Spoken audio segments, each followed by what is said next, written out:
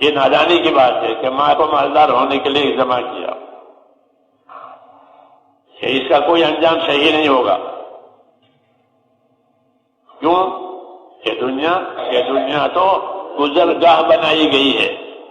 اللہ نے دنیا کو گزرگاہ بنایا، جیسے پل گزرگاہ ہوتا ہے۔ پل ٹھہرنے کے لیے نہیں ہوتا، رکنے کے لیے نہیں ہوتا، گزرنے کے لیے ہوتا، ایک کنارے سے دوسرے کنارے پر۔ ایسے ہی دنیا کو اللہ تعالیٰ نے یہ گزرنے کے لیے بنایا ہے، یہاں گزارا ہوگا، ٹھہرنے کی اجازت نہیں ہے۔ اس لیے یہاں کوئی اپنی قیام گاہ نہ بناوے، بلکہ اپنی دنیا سے آخرت بنانے میں لگا رہے، جی ہاں، تاکہ آخرت کی حسرت اور پچھتاوے سے نجات ہو جائے۔ فرمایا الدنیا دار من لا دار لہ، یہ دنیا اس آدمی کا گھر ہوگا جس کے لیے کوئی گھر نہیں ہے۔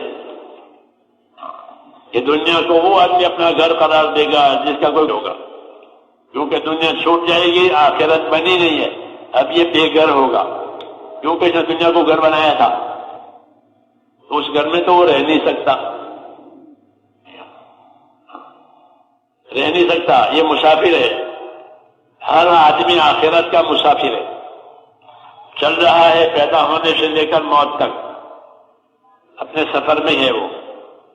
اس نے کہا کہ دنیا دار من لا دار لہ، دنیا اس آدمی کا گھر ہے جس کا کوئی گھر نہیں۔ ومال من لا مال لہ، کہ دنیا اس آدمی کا مال ہے جس کا کوئی مال نہیں ہے۔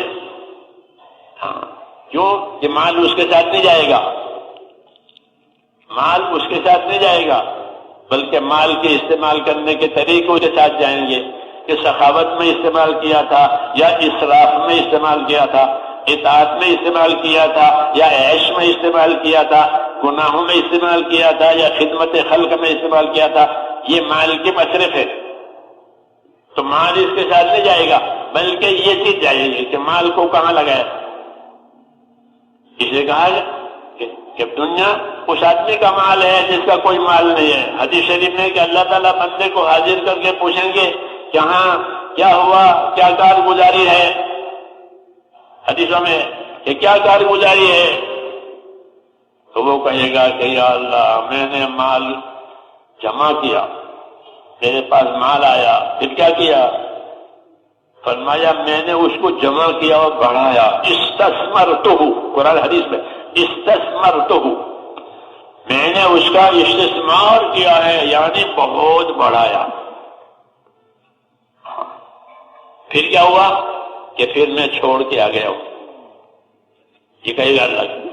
اس لیے ایک تھوڑی مہلت چاہتا ہوں، ایک تھوڑی مہلت مجھے دیں، آپ واپس جا کر لے کر آ جاؤں۔ میں نے بڑھایا ہے اس کو، لیکن چھوڑ کے آ گیا، اس لیے کہا کہ تو چھوڑ کے آ گیا ہے، اب اس کا مال ہی نہیں ہے، یہ دنیا اس آدمی کا مال ہے جس کا کوئی مال نہیں ہے، اس لیے واپس لینے کے لیے جانا چاہتا ہے، اور اللہ تعالیٰ کہتے ہیں واپسی کی کوئی صورت نہیں ہے، وہ ختم ہو گئی۔ یہ باتیں میرے دوستوں رسمی نہیں ہے، بلکہ یہ حقیقتیں ہیں، رسمی باتیں نہیں ہے، مجلسی باتیں نہیں ہے، گپ شپ نہیں ہے، اس کو حقائق کہتے ہیں۔ حقائق کا کیا مطلب ہے؟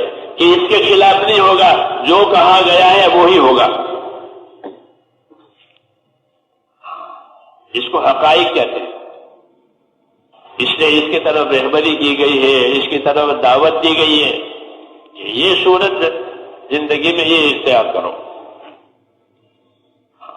اس لیے حضور صلی اللہ علیہ وسلم نے ان تمام تفصیلات کو اجمالی طور پر کہا کہ دنیا تمہارے لیے بنائی ہے اور تم کو آخرت کے لیے بنایا ہے،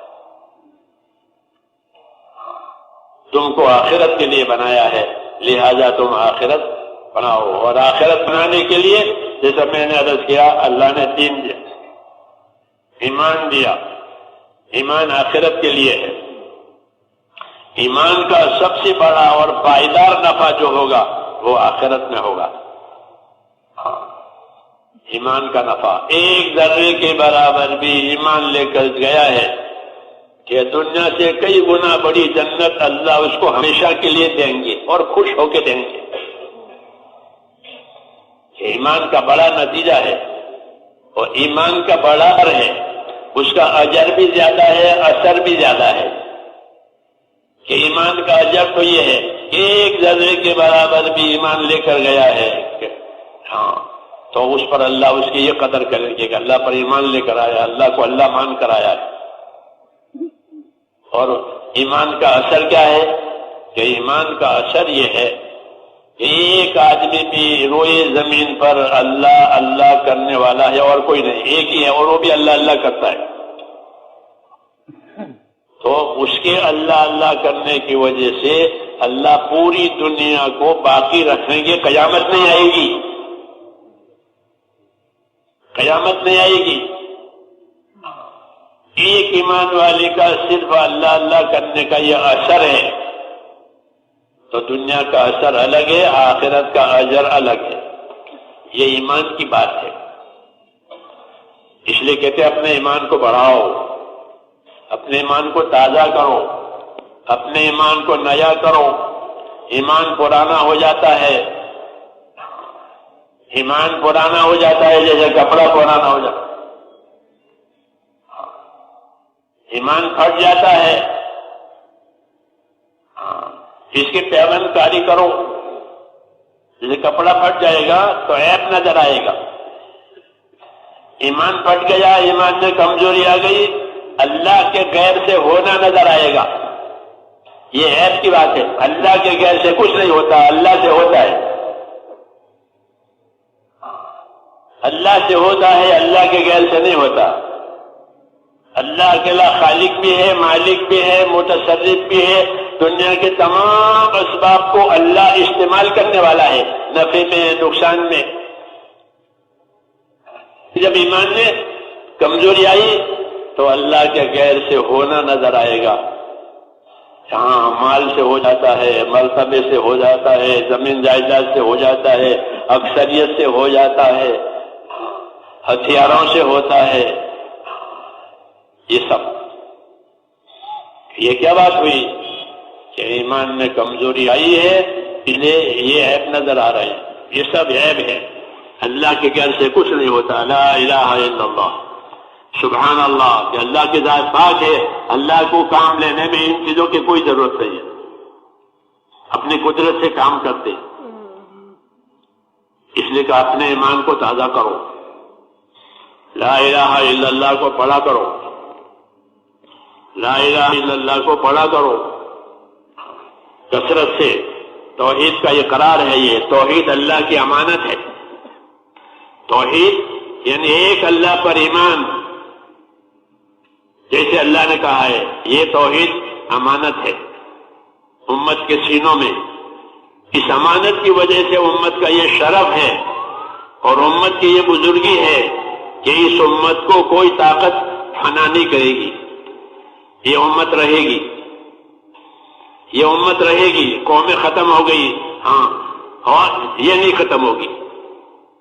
اس کے سینے میں ایک امانت ہے توحید کی، ایمان کی، اس لیے اللہ سے اس کا تعلق ہے